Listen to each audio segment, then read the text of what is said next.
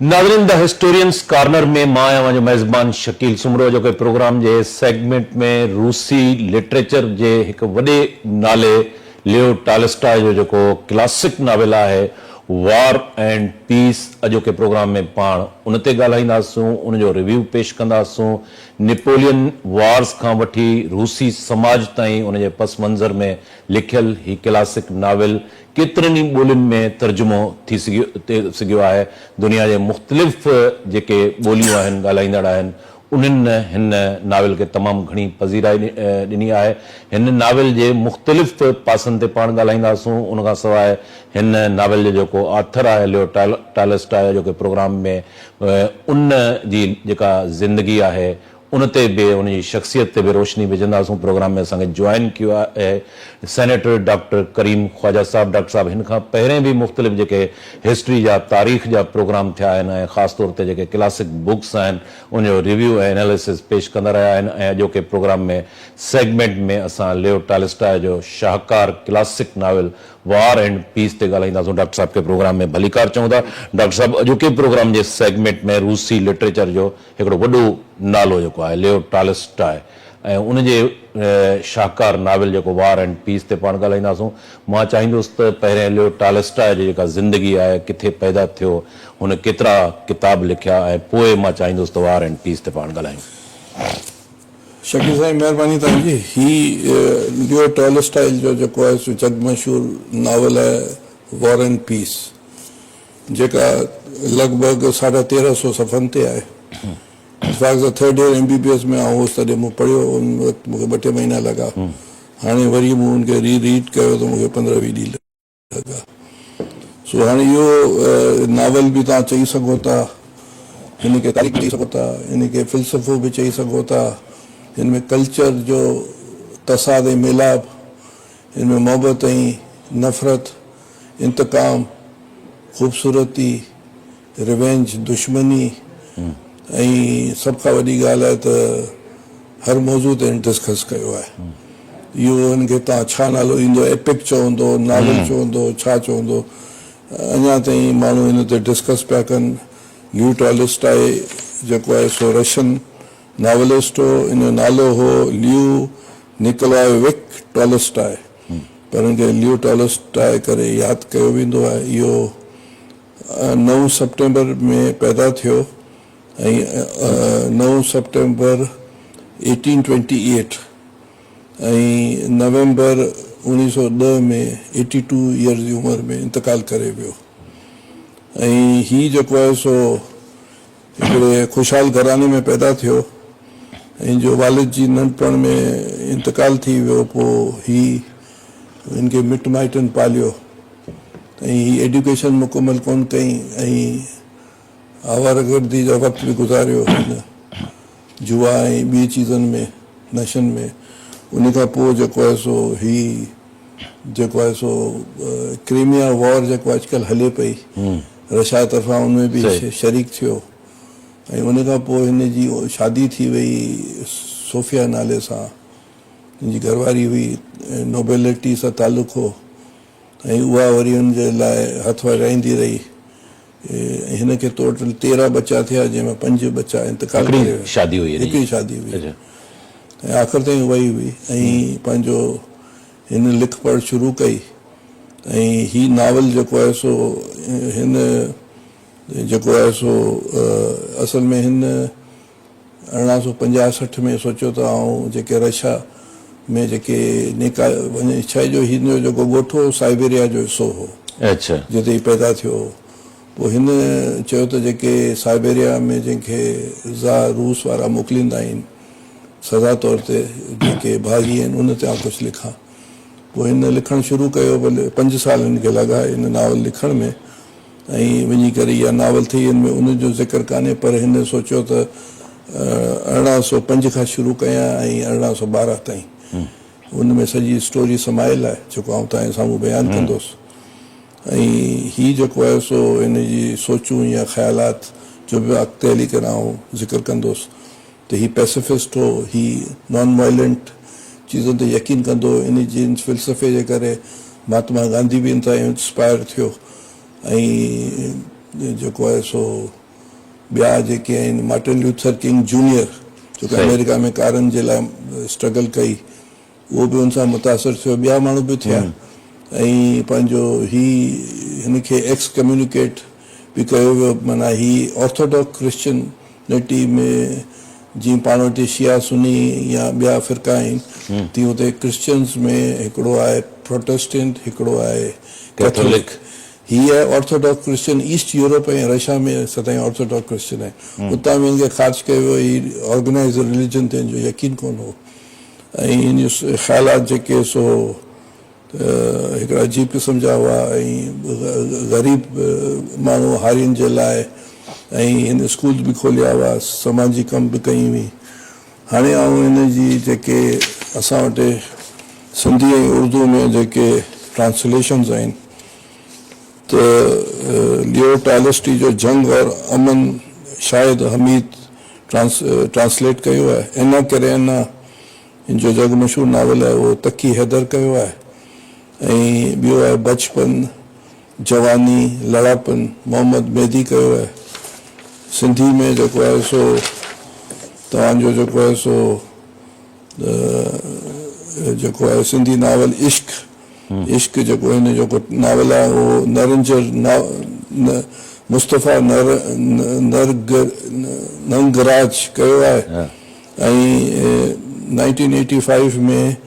जंग ऐं अमन जेको आहे सो बिहारी लाल कयो आहे सिंधी में। अहिड़े नमूने नेठ छा कजे टॉलस्टॉय जो 1994 में नूरदीन सरकी कयो आहे। अहिड़े नमूने जेको आहे सो वो वफ़ा कहाँ की इश्क है, इहो जेको आहे सो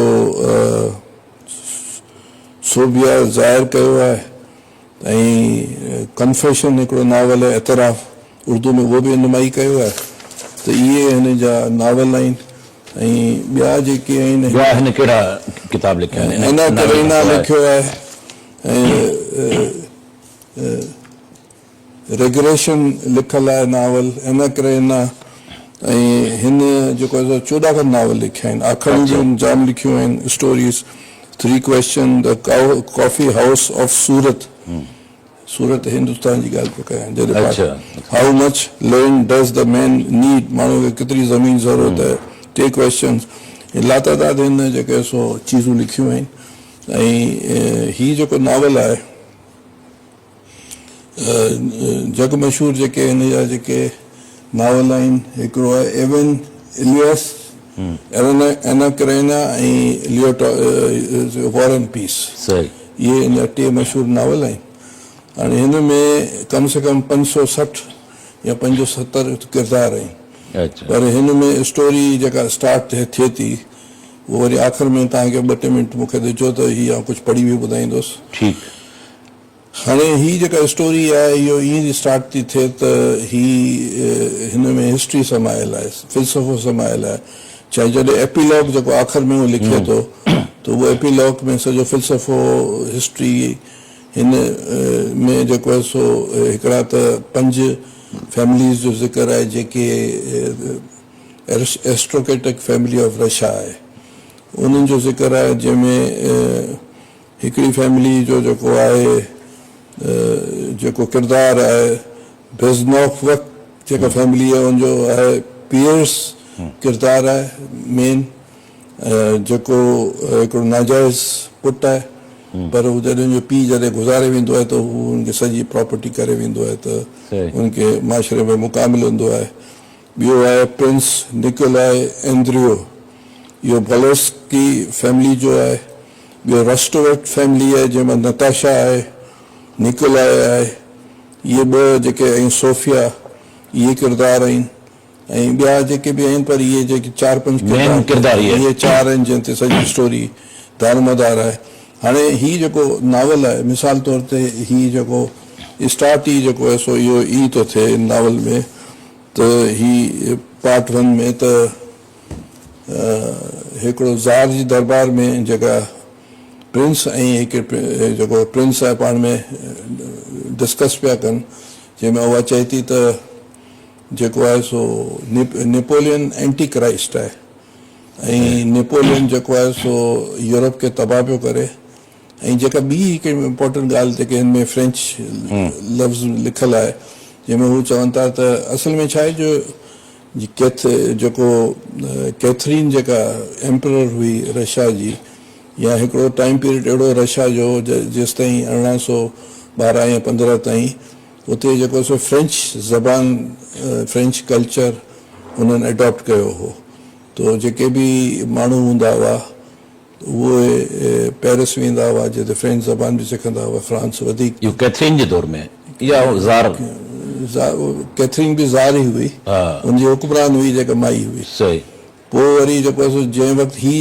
जेको नावल लिखे पियो उन वक़्तु एलेक्जेंडर वन ज़ार जो हुक्मरान हो सही ऐं ही जेके उते दरबार में जेके ॻाल्हियूं पियूं थियनि के पार्टी में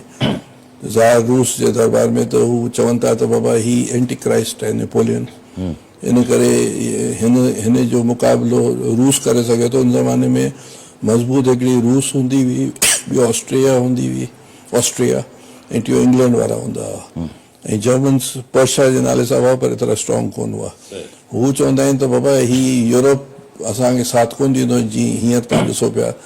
रूस ऐं इहा ॻाल्हि उन वक़्त जी बि हुई यूरोप ऐं रूस यूरोप कॾहिं बि रूस जो साथ कोन ॾींदो हीअ चवनि था हिन नावल में लिखियलु आहे ऐं असांखे ई जेको ज़ार रूस खे ई नेपोलियन खे रोकणो आहे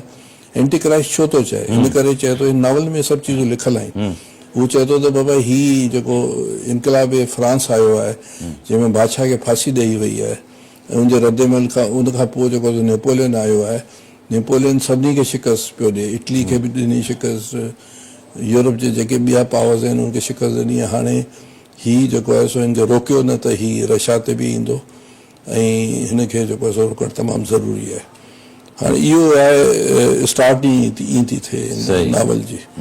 अच्छा उन खां पोइ हीउ ॾेखारीनि था त हीअ जेके हिन में जेके किरदार आहिनि जंहिंमें प्रिंस एंड्रयू जेको आहे उहो जेको आहे सो वॾी फैमिली जो हूंदो आहे उनजो पीउ तमामु सख़्तगीर हूंदो आहे ऐं उन जी हिकिड़ी शादी थींदी आहे पर उन घरवारी सां उहो ख़ुशि कोन हूंदो आहे ऐं हीउ जेको आहे सो पहिरें जेको आहे सो हिकु नाजाइज़ औलाद हूंदी आहे पर मरण खां वक़्तु हुनजो पीउ सभु कुझु ॾेई वेंदो आहे त हिनखे माशरे में सुठो मुक़ाम मिलंदो आहे हाणे उन खां पोइ हिन ई जेका नताशा आहे रोसवेट फैमिली जी आहे नताशा जो पीउ जेको आहे उहो वॾो जुआरी आहे ऐं उहो आहे त पैसे वारी फैमिली पर माना उहो जुआ में ऐशी में हिन जो पीउ जाइदाद पियो वञाए त इहे सॼी ऐं हिन में हिन जो जेको भाउ निकोलाए त हिन जी माउ जेका चए थी नताशा जी भई तव्हां सां शादी कयो पैसे वारे में जेकी प्रॉपर्टी वञनि पियूं त हाणे जेको आहे सो 1805 में ऑस्ट्रिया में वॉर थी थिए फ्रेंच ऐं रशियन जी ऐं ऑस्ट्रिया बि हूंदो आहे उन सां गॾु जर्मन्स बि हूंदा आहिनि उन सां गॾु उन वॉर में हीउ जेको आहे सो निकोलाए वेंदो आहे प्रिंस निकोलाए इन वॉर में वेंदो आहे एंड्रिक त उन वॉर में जेको आहे सो हीउ ज़ख़्मी थी वेंदो आहे हीउ पट ते पियो हूंदो आहे हीउ जॾहिं पट ते पियो हूंदो आहे त उतां नेपोलियन पंहिंजनि माण्हुनि खे ॾिसंदो आहे ऐं नेपोलियन जेको आहे सो अची करे उनखे खणंदो आहे ऐं पंहिंजनि सिपाहियुनि खे चवंदो आहे त बाबा हिन जो इलाजु करायो त हीउ हीउ जेको प्रिंस निकोलाए हुन सां जेको सो नफ़रत कंदो आहे पर को बि नफ़रत कंदो आहे पर हिनखे जेको आहे सो हिनखे वठी वेंदा आहिनि ॿियो त नेपोलियन जे बारे में लिखियलु आहे त नेपोलियन जेको आहे सो जेके माण्हू जलबा हुआ उनखे मारे छॾींदो हुओ इहा हुनजी नेपोलियन जे बारे में लिखियलु आहे नेपोलियन जी गुफ़्तगू हिते पोइ आउं तव्हांखे आख़िर में ॿुधाईंदुसि मुख़्तलिफ़ चीज़ूं आहिनि इन द मीन टाइम जेको आहे सो ही वरी जंग हारजी वेंदा आहिनि ऐं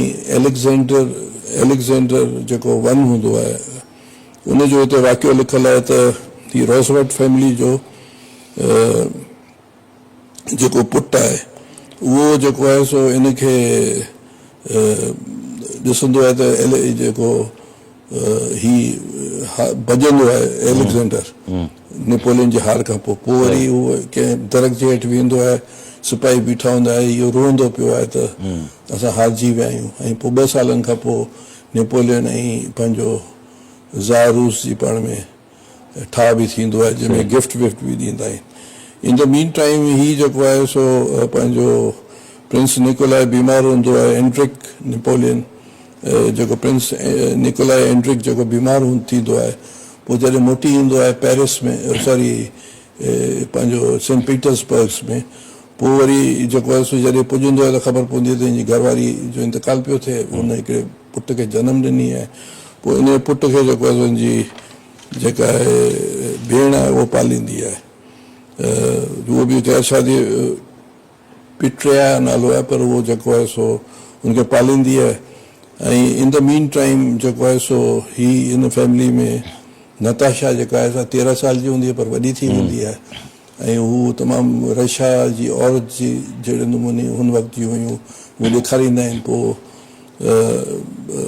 जेको पीअर आहे इन जी जेका शादी थींदी आहे जंहिं माई सां,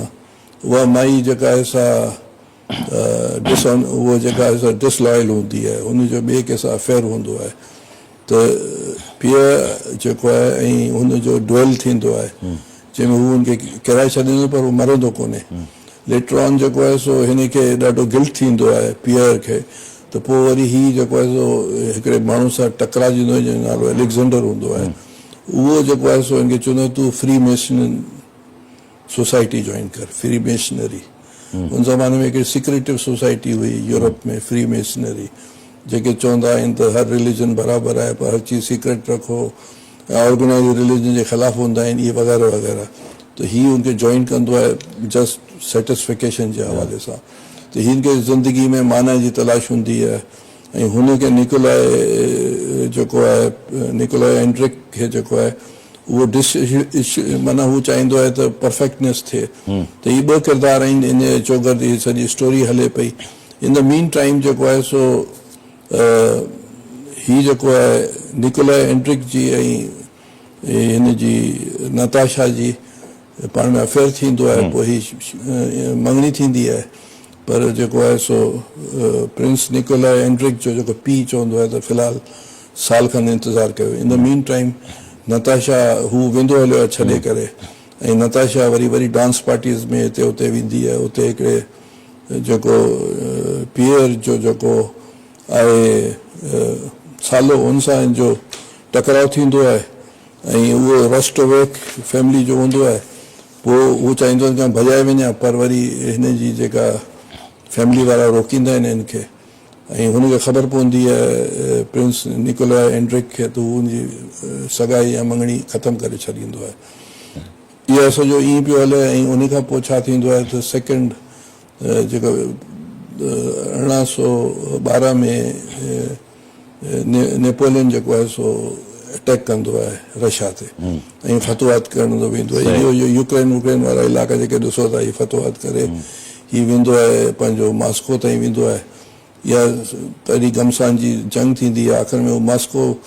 जा जेके जनरल्स हूंदा आहिनि उहो चवंदा आहिनि त असां मॉस्को छॾे ख़ाली करे वञूं। जॾहिं नेपोलियन पुॼंदो आहे त मॉस्को सॼो ख़ाली हूंदो आहे ऐं हू साड़े वेंदा आहिनि। पोइ उनजी जेका विंग त थींदी आहे, पर माना उते रहंदा आहिनि महीनो ॿ, पर उहो खाधो पीतो जी सहूलियत कान हूंदी आहे। नेपोलियन पंहिंजे सिपाहियुनि खे चवंदा आहिनि त लुटमार न कयो। इन द मीन टाइम ही जॾहिं मॉस्को मां इहे सभु निकिरंदा आहिनि त नताशा वारा बि निकिरंदा आहिनि, त रस्ते में हुनखे ही पियर्स मिलंदो आहे, उहो बि मॉस्को में हूंदो आहे पर हू कोन वेंदो आहे। उहो चाहींदो आहे अॻिते हली करे आउं नेपोलियन खे क़तल कयां, मारे छॾियां, पर हू करे कोन सघंदो आहे। फ्रांस वारा जले छॾींदा आहिनि सिपाही, हुनखे जेल में वठी वेंदा आहिनि। ऐं पोइ हू ॾेखारींदा आहिनि हिकिड़ो सीन त जेके बि सज़ाऊं जेके ॾींदा आहिनि, हिकिड़ो खॾो खोटींदा आहिनि, ॿ माण्हू खे शूट कंदा पिया आहिनि, जंहिंमें हीउ बची वेंदो आहे, हिन लक बची वेंदो आहे। निकोलाई न पीएस बची वेंदो आहे, पीएस जंहिंजो नताशा सां थियो। न अफेयर त अञा अॻिते थींदो,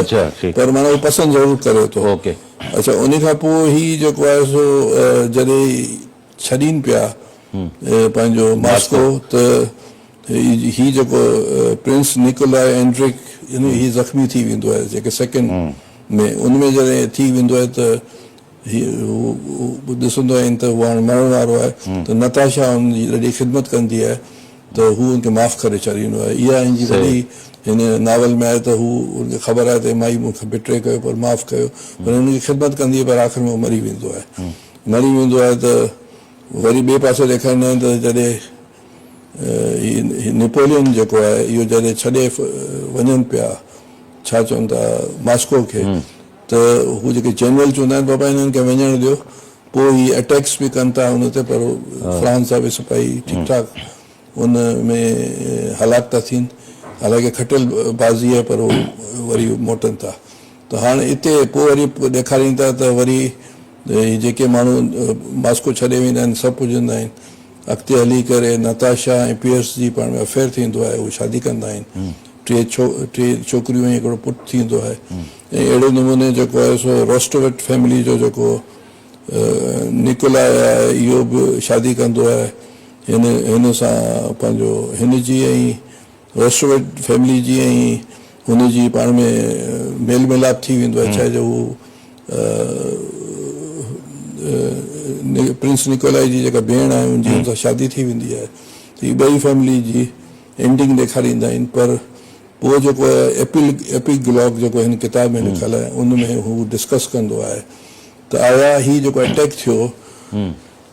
नेपोलियन दी ग्रेट छो आहे नेपोलियन छा पैदाइशी ग्रेट हो या एलेक्जेंडर जेको ज़ार हो हाराए छो वियो हू चए थो त ही जेके बि चीज़ूं आहिनि इहे को पैदाइशी कोन हूंदियूं आहिनि हालात अहिड़ा थी वेंदा आहिनि जंहिंजे करे ही ग्रेट थी वेंदा आहिनि ऐं इंसान ई सभु कुझु इहो चीज़ूं ठाहींदो आहे हाणे हिन में हिकिड़ी ॻाल्हि त उहो एंटी क्राइस्ट चवंदो आहे उनखे त बाबा हीअ फ्रांस इनकलाब जे करे जेको आहे सो इनकलाब फ्रांस जी जेके आइडियाज़ आहिनि जेके रूसो वॉल्ट्रे या जेके बि आहिनि उन जा फैलिजनि पिया सॼे यूरोप में हिकिड़ो त इहो डिस्कस हिते लिखियलु बि आहे ॿियो जेको आहे सो ही फ्रेंच लफ़्ज़ हिते लिखियलु आहे उनमें हू चवंदा त बाबा जेके रशिया सां यूरोप कॾहिं बि सचो कोन थींदो इहा ॻाल्हि हुन हिते ज़िक्र बि कई आहे जेके आम जेके हुते जा कैरेक्टर्स आहिनि अच्छा उन खां पोइ ही ॾिसो उनजो रीज़न छा आहे सर हिस्ट्री में यूरोप ऐं रशिया जे विच में जेको कॉन्फ्लिक्ट आहे ही त चवंदी छा आहे जो जोग्राफी तौर ते वधीक एशिया सां आहे न अच्छा इन करे ऐं जो पीटर द ग्रेट हो जंहिं यूरोप सां मिलायो हुन खां पहिरीं त ही टोटल कल्चर ई मुख़्तलिफ़ आहे ॿियो हाणे नेपोलियन जो हिते हिकिड़े हंधि लिखियलु आहे 691 पेज ते and yet large number of monasteries and churches always a sign of backwards in the people in Napoleon चए थो त जेके चर्चिस ऐं monasteries आहिनि जेके आहिनि क्रिश्चियन जूं ये इंडिकेट कनि थियूं त ही पुठिते पियल जेके माशरा आहिनि हिन वटि ईंदा आहिनि त बाबा असांखे मोनेस्ट्री में वञणु ॾियो ही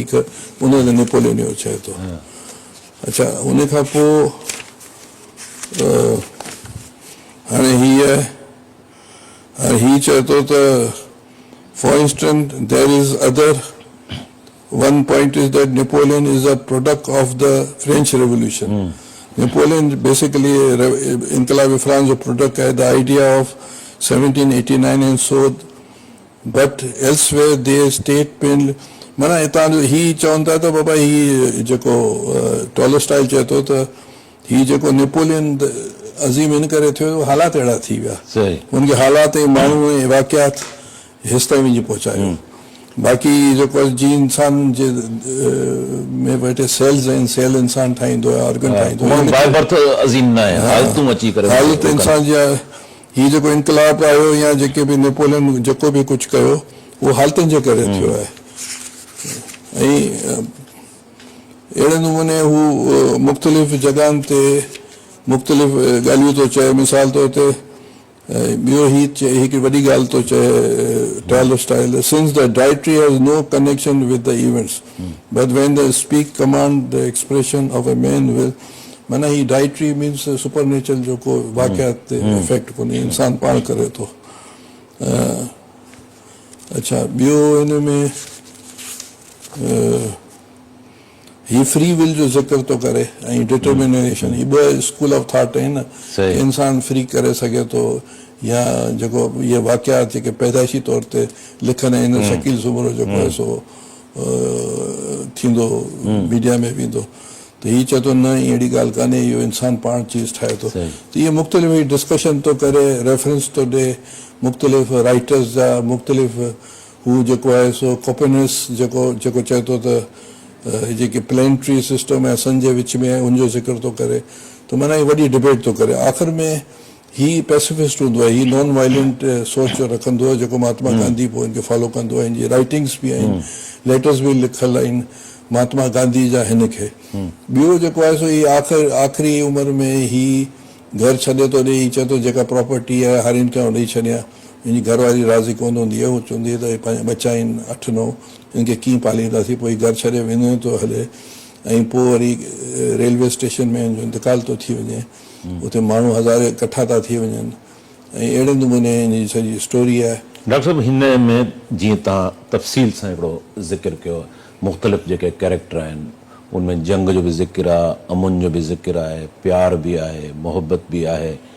अमुन अहिंसा बि आहे। त हिन में 1805 खां 12 ताईं तव्हां ॿुधायो। ही जेका नावल आहे हिन लिखी त 1850 या उन खां पोइ आहे, पर इन दौर जे अंदरि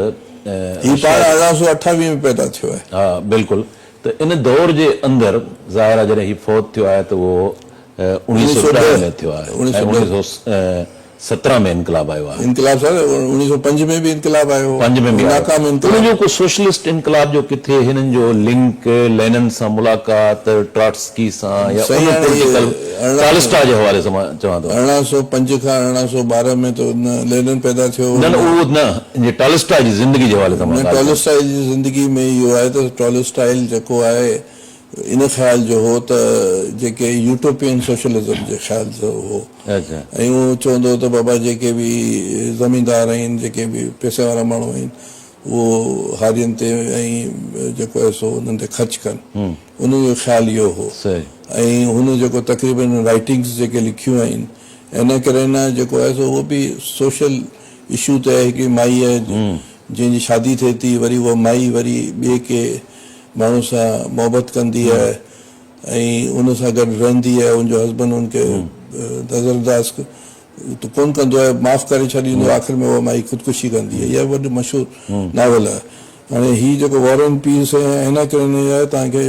फिल्म बि मिलंदी, ड्रामास बि मिलंदा,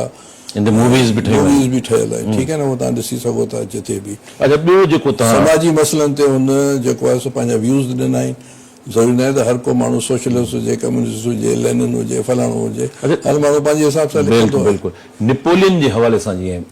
वार जो ज़िक्र कयो आहे, उन दौर जे अंदरि साॻियो वरी सेम मुंहिंजो सुवालु हूंदो 1805-12, त छा उन दौर में फ्रांस वाकई एतिरो एडवांस हुयो जेको हिन चयो आहे त चर्च खे ॾिसी करे लॻे थो त समाज जेको आहे हिन जो पुठिते पियल आहे। ही उते जॾहिं फर्स्ट जेका 1805 में जॾहिं ही ऑस्ट्रियन वॉर जेका थींदी आहे, जंहिंमें ऑस्ट्रिया, जर्मनी कोन हो लफ़्ज़, पर्शिया हो, ऐं पंहिंजो ॿिया जेके हुआ, ऐं वर्सिस रूस जंग पई थिए, फ्रांस जंग पई थिए, त उते हू के ईंदा आहिनि पादरी त असांखे वञणु ॾे, जंहिं ते हुन इहो रिमार्क्स ॾींदो आहे। त हिते मुख़्तलिफ़ वक़्तनि में जेको नेपोलियन जेको ॻाल्हाए पियो, जीअं एंड्रिक प्रिंस निकोलाई ज़ख़्मी थी वेंदो आहे त उहो त रशिया जो हूंदो आहे, पर हू ॾिसंदो आहे त हीअ आहे नेपोलियन घोड़े ते ईंदो आहे, पंहिंजनि माण्हुनि खे चवंदो आहे हिनखे बि वठी वञो, इलाज कयो, त हू ॾिसंदो आहे हुनखे। त अहिड़े नमूने मुख़्तलिफ़ वक़्तनि में हिन नावल में जेको नेपोलियन ॻाल्हाए पियो या नेपोलियन जेको कमु पियो करे, मसलन हुन मैसेकर कंदो आहे जेके जेके जंगी कैदियुनि जो या जेके ॿियूं चीज़ूं आहिनि, उनजो ज़िक्र आहे। जेको रशिया जो जेको माशरे में हू वधीक मज़हबी आहिनि, ऑर्थोडॉक्स क्रिश्चियन आहिनि, हू सम्झंदा आहिनि त फ्रांस वारो जेको इनकलाब जो सॼी यूरोप में फैले पियो, रशिया में फैले पियो। ॾिसो न, नेपोलियन खे इन चीज़ जो प्लस वञे थो त नेपोलियन त हिते बि आयो, किथे पंहिंजो इजिप्ट में बि आयो, ऐं यूरोप जे हद हंधि वियो। त ॿियो कुझु न त छोकी इनकलाब फ्रांस जा जेके आइडियाज़ हुआ, रूसे जा, वॉल्टेयर जा या ॿियनि जा, उहे फैलिया, जॉन लॉक जा या मुख़्तलिफ़। त इन जे करे उथल पुथल थी, जेके जंहिंजा असरात अॻिते हली करे फ्रांस में बि थिया ऐं इवन सोवियत यूनियन ते बि थिया, पर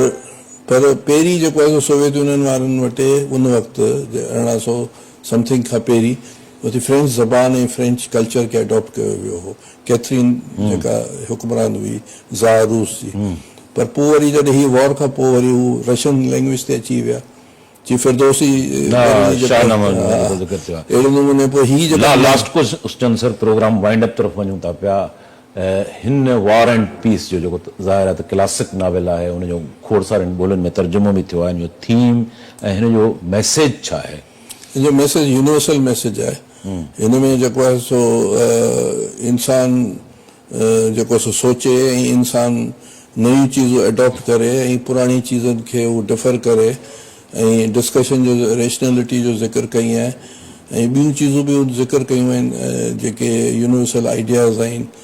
टाइमलेस क़िस्म जा जेके फिल्मूं हूंदियूं आहिनि, टाइमलेस नावल्स हूंदा आहिनि, टाइमलेस गाना हूंदा आहिनि जेके वक़्त खे छॾे करे अॼु पाण 50-100 साल वारा गाना बि ॿुधंदा आहियूं, फिल्मूं बि ॾिसंदा आहियूं, नावल्स बि पढ़ंदा आहियूं। टाइमलेस क़िस्म जा जेके पोएट बि हूंदा आहिनि, त अहिड़े नमूने ही बि उहे थीम्स आहिनि। ऐं ही त जहिड़े नमूने चार्ल्स डिकन आहे, शेक्सपियर आहे, डोस्टोयव्स्की आहे रशियन जो, या ही आहे, त इहे बि अहिड़े नमूने जा जेके राइटर, स्टोरी राइटर, नावलनि जी इलाही सुठी सुठी जेको आहे सो सूरत इंडिया ते बि हुन जेको आहे सो हिकिड़ो कॉफ़ी हाउस ऑफ सूरत करे हिकिड़ो लिखियो आहे,